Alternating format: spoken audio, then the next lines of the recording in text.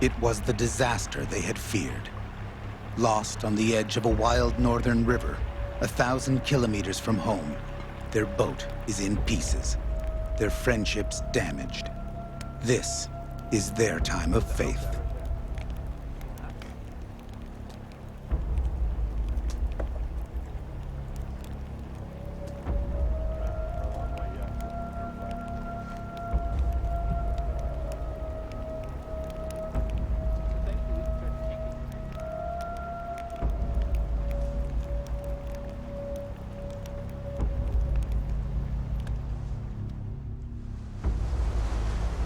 "12 hours earlier, a sudden and terrifying collision sank their York boat.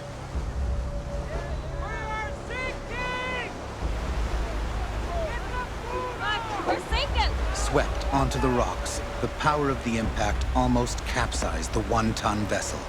This is how many fur trade Yorkmen died. That fills up enough, it's going over. Just before the end of the rapids, we hit a rock very hard, damaged the bottom of the boat significantly, and then got stuck sideways on an even bigger rock shelf, and the boat almost capsized. We had to scramble to get to the upstream gunnels just to keep it from going over. Sure.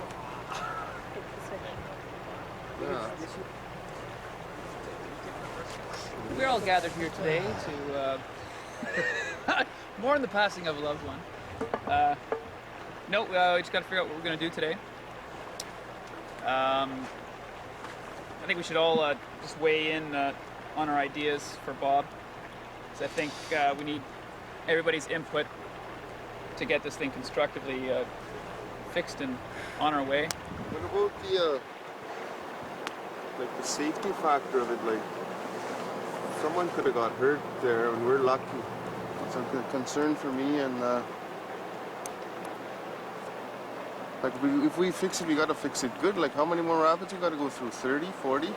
I mean, frankly, I don't want to be in that boat anymore if it's going to be hitting rocks like that. Like, that's pretty serious damage, and Kenny's right, we're lucky nobody took the damage. We've always maintained from the start that if somebody doesn't want to do a rapid, they don't have to. And now we know really well what can happen when the boat hits rocks and gets run aground. It's really serious. I'm getting a sense that we're really focusing on your decision as everyone's looking to you in terms of guiding this thing. And I understand your experience in the whitewater, and you're having done the trip and everything, and I think that's very valuable and appropriate in the circumstance. But on the other hand, I think we should really be aware that we all need to be participating in these kinds of decisions. And I know it's... Okay, like in terms of like, I read the rapid, and then I come out with choices, and then, because we can't have 8 people reading a rapid and saying, I think we should go here, and I think we should go there, because that wouldn't work. Like, I mean, it's One voice is missing from the discussion. Maritz Lunenberg. He is exhausted. His fierce spirit finally broken. 7 weeks into their journey from Winnipeg to Hudson Bay, they are stranded near Swampy Lake, about 250 kilometers from York Factory. They still have many more rapids to cross, if they can save the boat. Got 3.5 meters, 4 feet. Oh my... That's worse. That's worse than I even saw. 6 cracked ribs, a loose stem post, a split keel, and 2 large holes in the underside. Bob, their York boat, is in bad shape. Well, it's pretty bad. The keel's cracked in 2, and there's a big hole that we saw yesterday. We couldn't see it today because the boat had turned, but it's a major repair job if it's repairable at all. That's something that I really, truly believe is that, the only option here is to work on it and then put it back in the water. I mean, it's not like Bob is going to stay here and we're all going to go home. I mean, we're going to find a way to fix it, and we're going to put it back in the water, and if it floats, great, we'll continue. But the biggest thing here, and this is what Rob and I were talking about earlier, it's kind of like the Apollo 13 mission that went bad, and they came back, on the power of a battery. I mean, You know, we've got 8 mines, the tools, and tons of wood. I'm not working on it. He can work on it. You're not going to work on it? No, it's broken. His spine is broken. Listen, Merritt, Yes. I've got you on tape telling Right. me it's been broken 2 or 3 times already. So? So why is this any different? Because this is the spine that's broken, and it's broken in 2 places. It's basically our attitude will determine how well we fix it. If we're pessimistic about it, we'll just go, yeah, that's good enough because we know it won't work and we'll go home, you know. But if we really put our minds to it and we really try and give it an honest shot, I think we can do it. I mean, we're only 250 kilometers away, and sure, we got lots of rapids between here and there, but we'll limp along, you know. Yeah, I agree with Paul. I think attitude is critical. If we think we can't, we're right. And all we can do is give it our best attempt and see what happens. Randall? Yeah, I mean, it's just Merritt's has dug us out of a few holes, and now it's our turn to dig the group out ourselves, you know. It's, you know, I'd say upset is a good word to describe the way I feel. Just about the condition of the boat once we got it out of the water and saw the damage that was on it. You know, just gouges out of the boat 7 feet long, and the keel just torn to shreds. I feel really bad for Merritt's, who's put a lot of hard work into getting that boat ready to go in Winnipeg, and just the repairs done along the way. And it's pretty upsetting, you know, for the group. 2 of them have. These 2 have been sheared off. They've been moved? Without the carpentry skills of Maritz, fixing the boat is a puzzle. I think they're just for that joint. Isn't that just a joint in there? Oh, yeah, this is where the 2 pieces come together. So I think we best divide into groups and work on, like the way Randall says, you get a job and you focus on that job and not on what somebody else is doing. Job 1 is to see how much food survived the sinking. There's a few bags of flour that were pretty much submerged in the water, but they were, you know, with the flour, the thing we're finding is the outside hardens, and then everything on the inside of the bag, the inside of the hardening part, is still good. So we have to basically transfer the good stuff out of the wet bag into a new bag. Pemmican has been soaked again and again, numerous times. So we just dump the water out and then keep on carrying it along and cooking it up to eat. I think so. Dried out the remainder of our small stock of potatoes and onions that we have left. I think we have about 8 onions left and maybe 30 potatoes for the rest, something like that. So we're rationing those. Rosanna Schick is at home in the bush. She has a few ideas on what might help repair the boat. Looking for spruce gum, and it's the sap from inside the spruce tree. What it does is it comes out of the tree, I guess in spots where the tree has been damaged, and it hardens on the outside, and you'll see little clumps of it like this on the spruce tree. And someone from Norway House, a friend of Kenny's, actually showed me how to find this stuff. If you run out of tar, you can melt this over fire, mix it with lard, and you can make a substance that's even stronger than tar, apparently. Spruce gum will stretch their supply of tar, and there's plenty of trees for planking. But somehow, the crucial curved ribs must be replaced. Without them, the boat is finished. Yeah. So you center it on the brake. Yeah.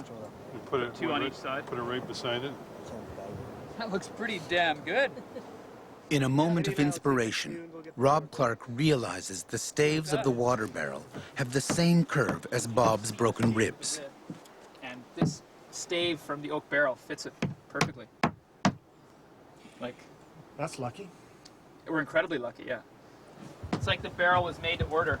Then, a welcome surprise. Maritz returns. His anger behind him, he's refreshed and ready to work. Okay, I'm here. Down here you can see that we're missing 2 planks. Is it more expeditious to work on the first plank up here or down there? Down there. That's how it was, so I mean, that's how they did it. That's how we have to redo it. Away. Maritz has a Yorkman's heart, passionate and volatile. 18 hours after the sinking, he's ready for battle one more time.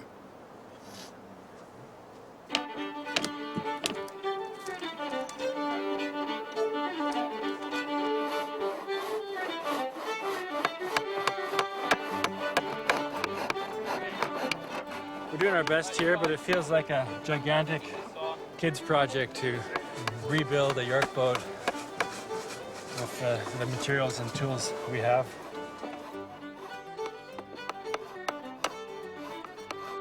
I think the biggest setback is that we don't have enough tools. We only have a couple of saws and one hammer. I think the hammer just broke, actually. So there's a few setbacks, but slowly but surely. Somebody broke the ruler, the only ruler that we had, so I took a little piece of it that was left and fashioned a new one. I think it's fairly accurate. 7 3/4.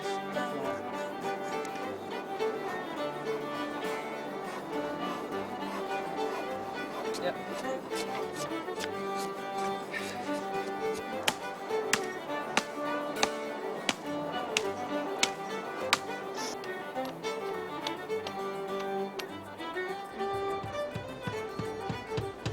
If this would have happened August 1840, what would have happened to the crew? Well, I guess it depends. It depends if they were traveling, as I think they did for the most part, in a brigade, in which case they would have had the assistance of other boats and other crew members. If they were traveling individually like we were, I suppose they would make all efforts they could to get it fixed. And failing that, I don't know. You know, walk to York Factory, walk back to Oxford House, but they were on their own back then, and you know they had to get it fixed, or they were walking. For this crew, walking is not an option. Their choices are simple: save the boat or quit. And Yorkmen don't quit. I want it to fit flush here, and that hole we can plug. Okay, how's that?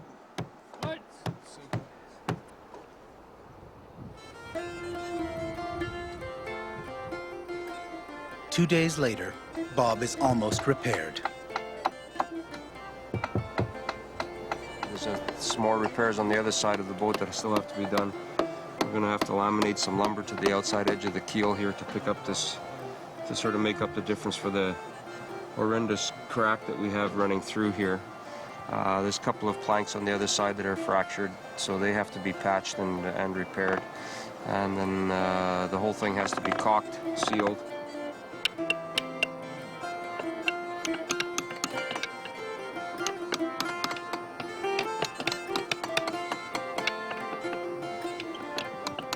Driven by the determination of Paul and the expertise of Maritz, the holes are patched, the seams plugged, and the hull retarred. They have done the near impossible, rebuilding a York boat from pine trees, spruce gum, and a water barrel.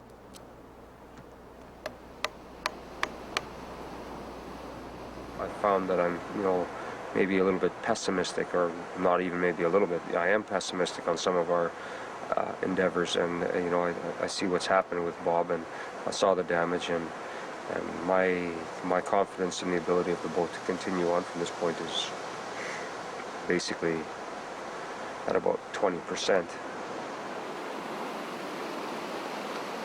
20%. Long odds. This is what lies ahead.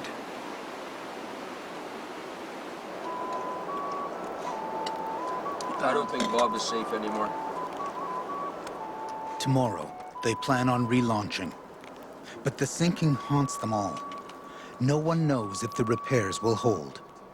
They've seen the crushing power of the water, and it has scared them. Ken, badly shaken by the accident, is having doubts about the entire journey. Well, if we hit another rock and it splits and say it turns over again like it did, or it turns right over this time, or if someone gets hurt is my general concern. I don't want anyone to get hurt. And be hard to live with that when, you know, we're just trying to make a film, and if this was our lives, our real job, it would be different. But there's more of a risk now that the boat is not 100%. I'm not a stuntman, and I don't plan on risking, like, I'll take some risk, but you know, like a serious, like, I don't know, like something can happen and, you know, you split your head, or you're paralyzed, or, you know, anything can happen. Yea, though I walk through the valley of the shadow of death, I will fear no evil, for thou art with me. Rob Clark is a man of faith. Most of the others are not. Yet on this night, in the northern bush, they sit together in prayer. Some difficult sections left to do on the river, and we're all concerned about it. We just ask you to give us wisdom and guidance in the decisions that we make and in the work that we do on it, and prudence in running the river. We just ask you to keep us all safe, protect the boat, and help us to arrive safely and speedily in York Factory. We thank you in Jesus' name. Amen.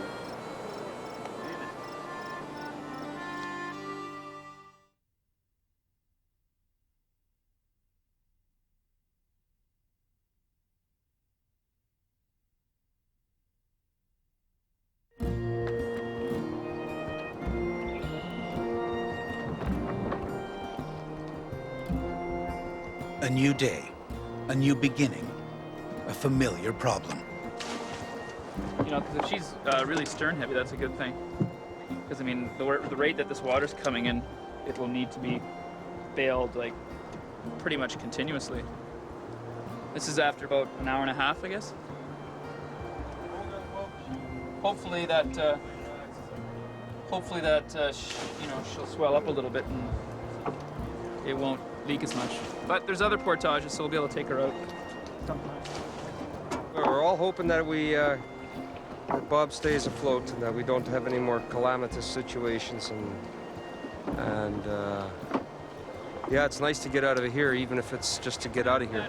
Triangle white, we're going to stay in the middle. But getting out of here puts them right back where they began, in the middle of a killer rapid in a leaky York boat. And this is the biggest rapid we've done, but I think it's, from what we learned, I think Bob easily handles big waves. There is the possibility that we'll do some damage just because it's a big wave. I don't know. How big is it? The curling back one? Huge. I don't know. How big is huge in feet? So Kenny, you regretting the day you signed up for this project? Not yet. Maybe soon though.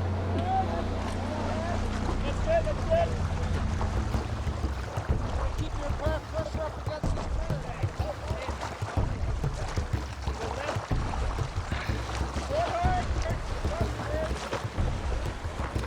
The morale of the crew is as vulnerable as the hull of their boat. Another sinking, and the quest will be over.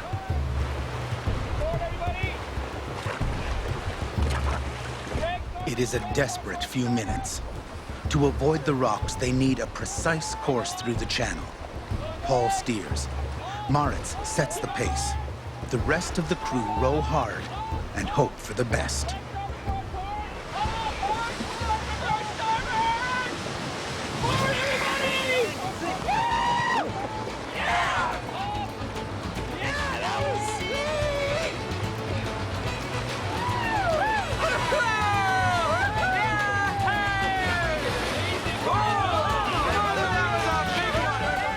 They are through. The quest will continue.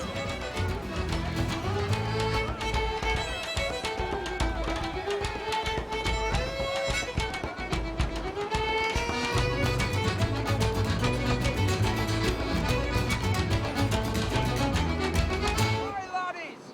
We found the cargo! Shall we retrieve it? Aye! 2 days and 50 kilometers later, an unexpected find. A piece of their cargo. I volunteer. Okay, Rob. Oh, you go there and get your wee willy wet.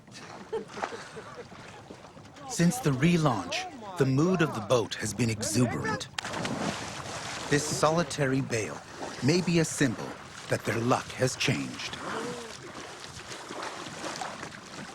Well done, Rob.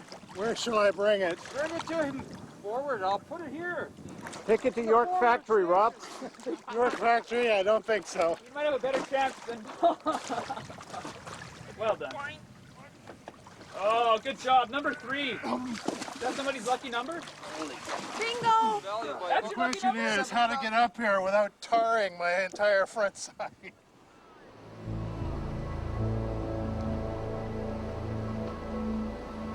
The Hayes River was one of Canada's great fur trade arteries, but it was tough to navigate. Is it going to be a question of all of us just getting out and pushing it? Probably. They're lining the boat down a dangerous channel. Yorkmen died in currents like this, swept away so that Europeans could wear beaver hats.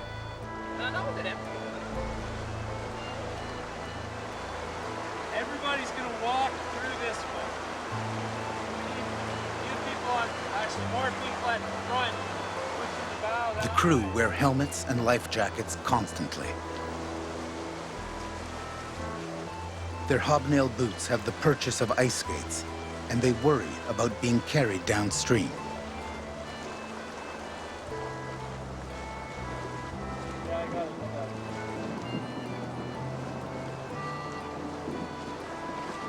So I'm going to peel in the boat, and as the boat goes by, if you can't do anything, peel into the boat. If you can't get into the boat, just let it go. And as we get into They also worry about being crushed between the boat and a rock. And Ken Albert Jr. worries about everything. You guys get over on the starboard side. Right? Yeah, I think you guys are stuck right here. Right here. I need a starboard drag on right away. Reverse, starboard, hard forward. Good. Hard, everybody. Give her on the river! Well, Bob is pretty weak right now, and we have to be very careful with Bob. You can feel him, or I felt it anyway, the last couple of days when we were rowing. I can feel him flex when, let's say, Kenny or myself give a really hard yank. I can feel the boat corkscrewing, so that means that the spine isn't, his backbone is not very good anymore, and sometimes he has a shudder when he's going. So we're now thinking that if there's portages, we may have to figure out a way to line this boat, because that seems to be safer for carrying his poor broken back.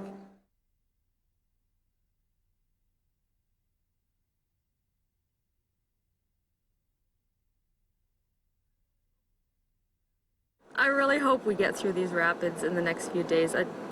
They stress me out more internally than externally. I try not to show it, but I'm not having as much fun in the whitewater as I used to. I just want to be through it. I just want, and not only for myself and our safety, but just for the boat. I mean, we all care about the boat, and any major damage to the boat is going to be a huge setback for us. It may even end the trip. I mean, the trip could be done in if we do in the boat again. So it's every bump, every grind, every rock that we're trying to avoid just makes me nervous, and I just want to finish the rapids.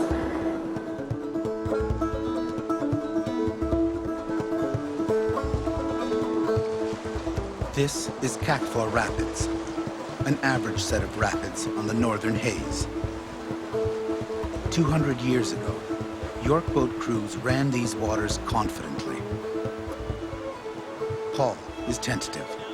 He charts the course by foot and hopes for the best. So what are the options for getting the boat down here?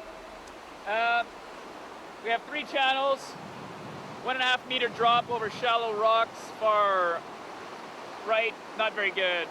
Middle is death by Bob over sharp rocks, really bad. This looks a little bit better. It's fast, we don't know how deep it is. It looks kind of shallow in some places, and you just got to guess a lot of times. Their quest has become a series of guesses. Run the channel or portage the York boat. No one knows. The York boat is a very demanding beast. is no doubt about it.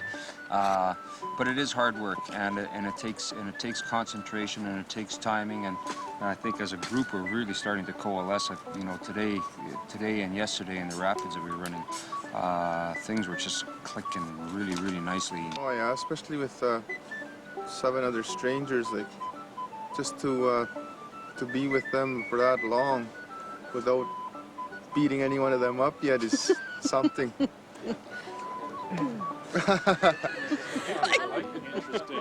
They've come this far with teamwork and humor. A few weeks ago, they were strangers. Now, there are no secrets. You can eat it, but you can wipe your ass with it. We were talking about pooing the other day, and this is a very good toilet paper. Yeah. You just brush it off the needles. See, there's a couple needles in there. You take the needles out, and it's very sturdy. You also take the dirty part off the back, too. No, you wipe with this end. Check it. You know, the red moss is the best. It doesn't have dirt on either side.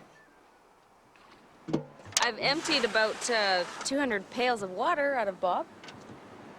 Starting this morning, did 100 right away. And then the bailing is nonstop. That goes on all day.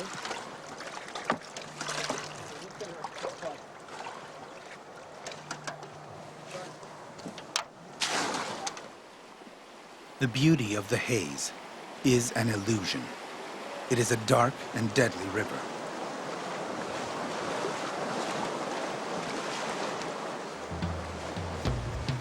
Three days after the relaunch, the York boat is approaching another set of rapids. They look innocent. They are not.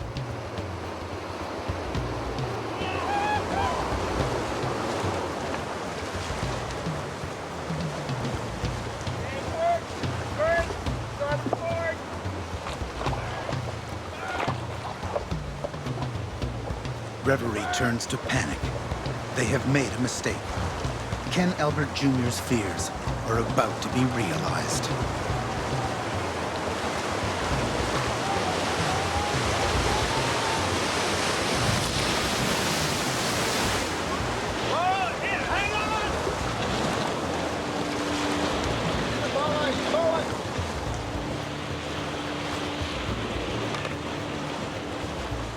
In the chaos, the York boat is swept away. Come back, Rob. Rob, come back! Come back!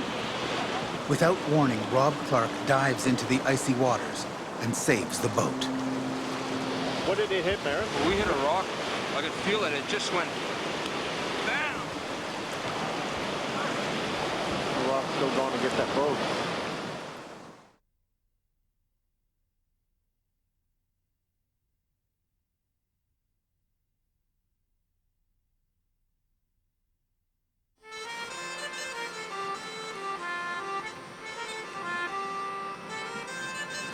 Luck was with them. The York boat and Rob Clark escaped serious injury. I'm actually thinking maybe we should call Bob Patches. Fixing the boat is now second nature to Moritz. Beaten, bruised, and scarred, Bob is patched up once more.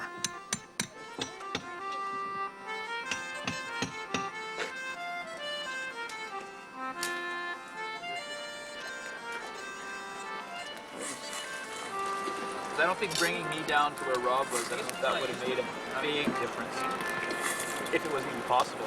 Like, I think we were on the right course. We were 5 feet. We were 5 feet long of where we should have been, Pablo. I mean, you can't. There's nothing you can do about that. yeah, no, I just want to make sure that we're doing everything, you know, that we're not. We've been 5 feet further upstream. We got around that. We'd have been laughing. I feel like we're in like the 9th round of a super heavyweight fight. Bob against the Hayes River. Boom! We just got a good couple of guts and then a bow right in the chin. Bob goes, whoa! Against the ropes. Right now he's struggling. Shaking it off, and then we're gonna keep on going. I seen it coming. Rob? You can't do anything, just row harder. And... Rob? Drag port hard starboard. Day 55. The York boat is approaching a final set of rapids. After this stretch of white water, the danger will lessen. But not yet. Nobody panic. The end of the rapid sort of kind of finishes with a hole and then a quick turn to the right. All we got to do is put our oars, drop, starboard. These rapids are especially treacherous. Paul gives the crew the option of hiking around while he takes the boat through. Stick with it. You know, we might get close to shore, but we'll be all right. Absolutely. I'm in. No nays. Go, man, go. They decide to stay together. No, I'll go. This will be the 34th set of rapids. Running them captures all the glory and heroism of the Yorkman's life. Port, starboard, on port! Off port! Off starboard! Forward, everybody! On starboard! Back, port, hard starboard!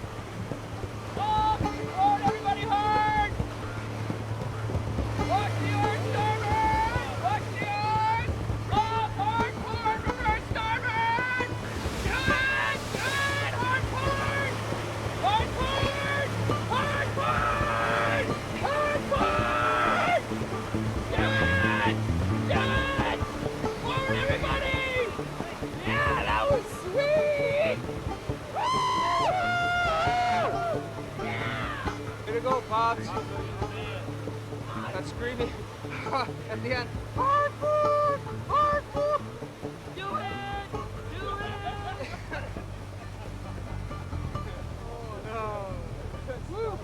Well, it's very significant to us, and it would have been extremely significant to all Yorkmen that passed this way, whether they were going upstream or downstream.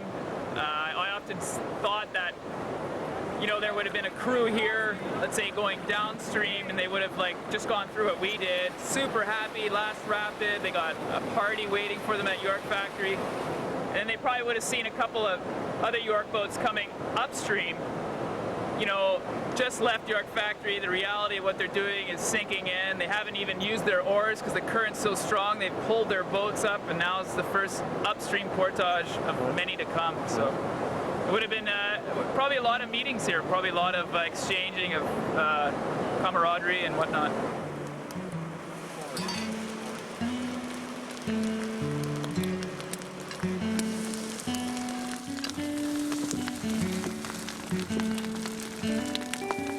Spice here. Jeez, these were good. Probably for about 20K. 20K. Insane. Late August on the Hayes. Dampness is everywhere. The crew are keeping Yorkman's hours, up at dawn to bed at sunset, work and sleep and work again.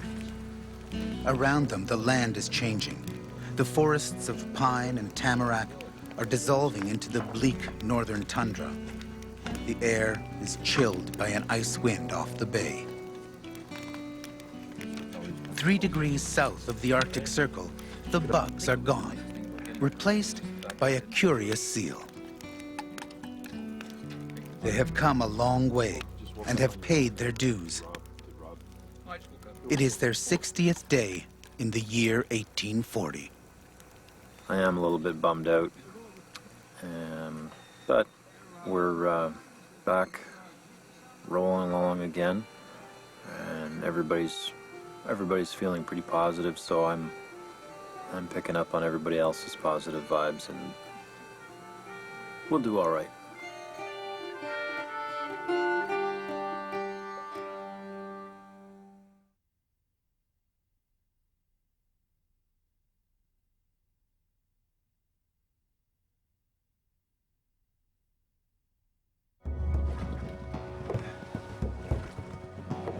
Hudson Bay is the realm of storms. The tides run high. The north wind cuts to the bone. Less than 100 kilometers from York Factory, they row all day, but go almost nowhere. The headwinds are too strong. Pretty typical, yeah. Northerly winds off the ocean, not the lake. No more lakes. Yep, 90, let's say 88 clicks to York Factory. Well, basically, Hudson's Bay freezes up in the wintertime, and it's the home for polar bears hunting ringed seals in the wintertime.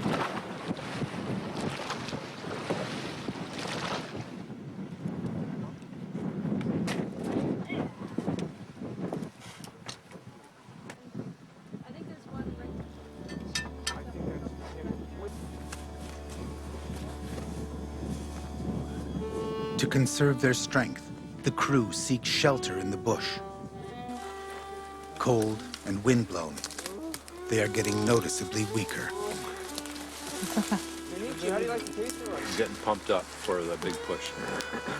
Just storing up all my energy and just getting ready. Good evening. Getting tired. It's gonna be a long night. Long night of rowing, but I think we can do it. It's a little overwhelming to think that this is the last night of a 1,200-kilometer journey. Yeah, it's historic, isn't it? And I don't know, it's all very weird. The whole thing has been just whipping by, and here we are at the edge of finishing. It's pretty amazing. Anxious to finish, they decide to row all night. A dangerous choice. The current is strong. It could sweep them far into Hudson Bay. Okay, Pablo? Aye, it's very good. Thank you very much, Madam. Every day it's a different movement. The cold arch of the northern sky is a good sign. It means the wind has dropped. As they slip through the darkness, Jeff Cowie, as his great-grandfather may have done, looks for sandbars. How's it look, Jeff? You looking good? Paul Gosson is on the steering oar. And Moritz, as always, rows. Meaning you can't see anything. We're relying on the grace of God to get us through to York Factory this evening. Well, in 61 days, my pursuit of the quest for the bay has been more a, I guess, a goal of personal satisfaction. The fact that I was able to spend it with 7 other stalwart people just made it that much better. I think it's a fitting end to a 1,200-kilometer journey. This is a express York boat. It doesn't stop where else except York Factory. Daybreak. They are exhausted, but the morning skies are clear and there is no wind. This could be their day.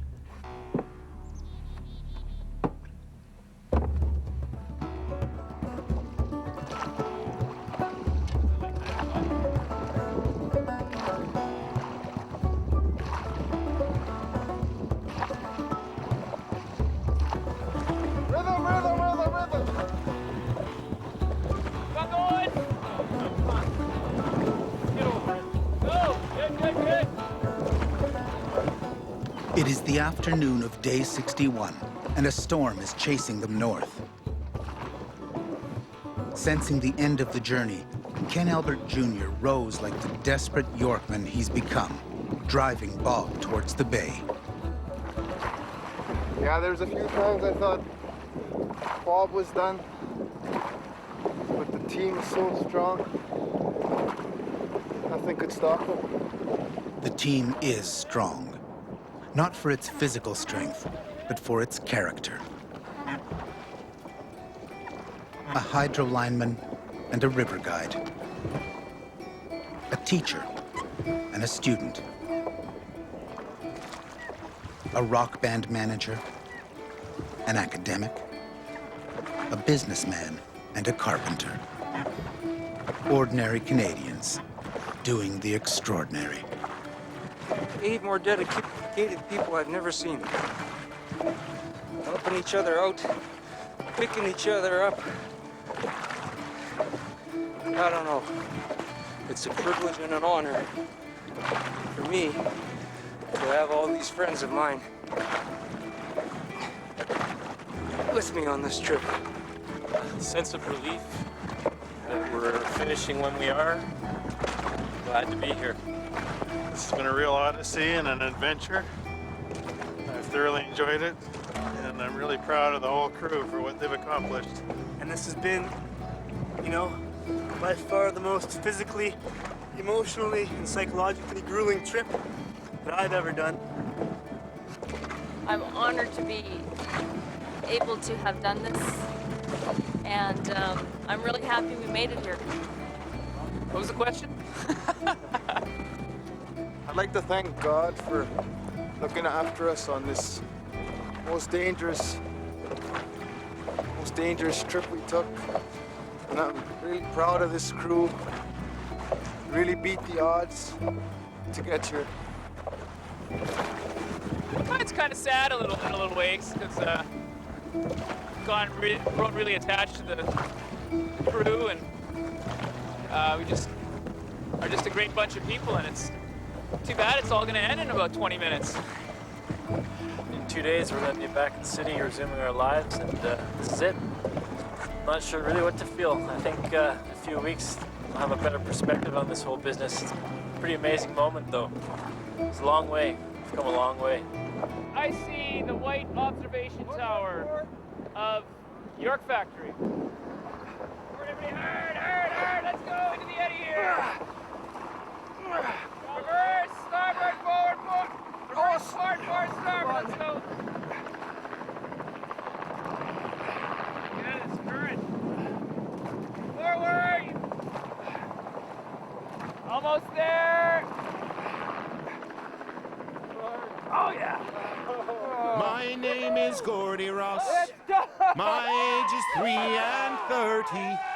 I'm a tripman for the HBC. My work is hard and dirty. Sometimes I ache unto my bones. My work is hard and dirty. My father was an Orkneyman. A fur trade man was he.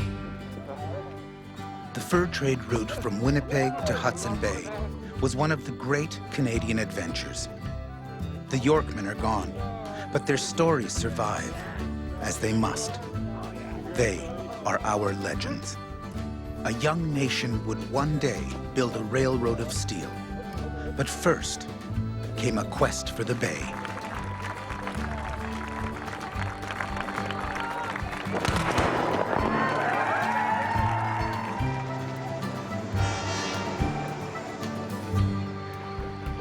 When I was but a young lad, I joined the company. I worked the York boats hauling fur for 10 cents a day. I broke my back in a York boat for 10 cents a day. And when you're in a York boat, the work is living hell. And where you'll sleep at the end of the day, there's no one that can tell. And where some sleep in the water's deep, there's no one left to tell. Oh, the river flows, the free wind blows, the seasons pass away, and the wild geese fly in the autumn sky, but they'll be back someday.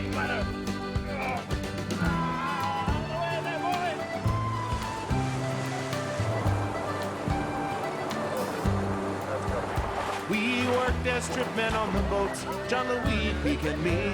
The rocks and rapids took them both. Someday maybe it's me. It ain't no life for a young man.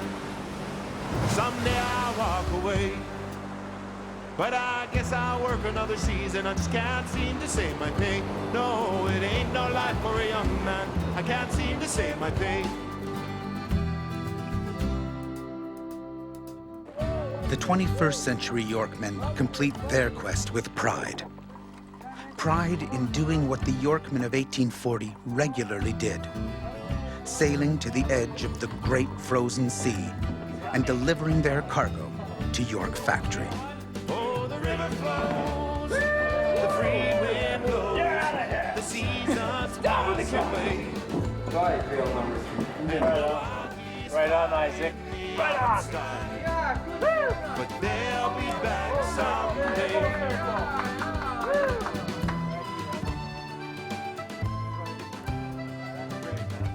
I am your canoe. My name is Gordy Ross. My age is 33. I'm a tripman for the HBC. My work is hard and dirty. Sometimes I ache unto my bones. My work is hard and dirty.